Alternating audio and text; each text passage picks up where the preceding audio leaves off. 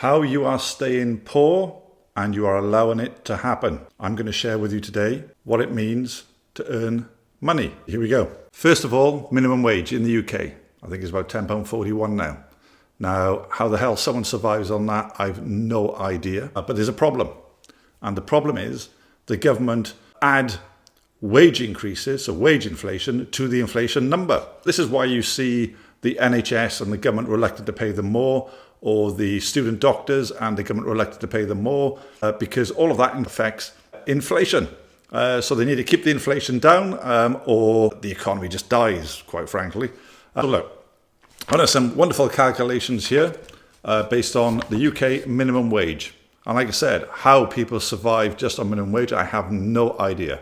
But I'll tell you what the solution should be right at the end. It's just to get you to watch my video longer, that's all. But I'll tell you at the end anyway. So look, a minimum wage, £21,131 per year. That means you take home just short of £18,400. Now, that's not a lot of money, really. It's nothing in the scale of trying to live. When you have food inflation at just under 20%, or at least that's the reported number, the real number is much higher.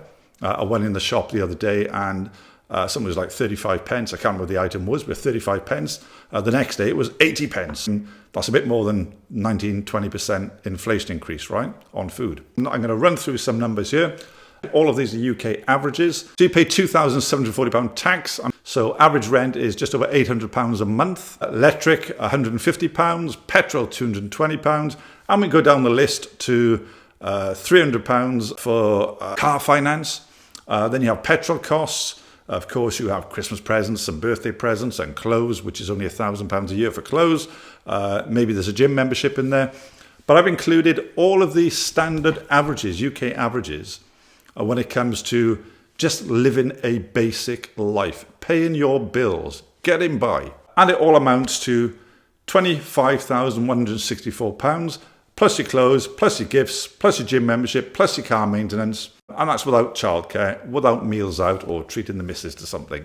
Bottom line is, you are broadly almost £10,000 a year short just to live a basic life. Now that's shocking. That means you need more like £16 or £17 per hour to live without having to borrow. And this is again without your fridge breaking down or without car maintenance, etc.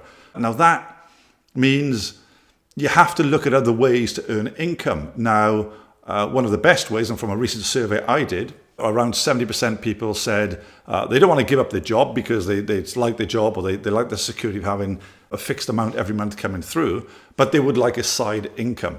And there are many ways to earn a side income, like picking up all the free stuff off Gumtree, refurbishing it, and then selling it on eBay. So you get the item free, product free, and sell it for almost 100% profit, minus the work you've done on it. There are various ways to earn a side income.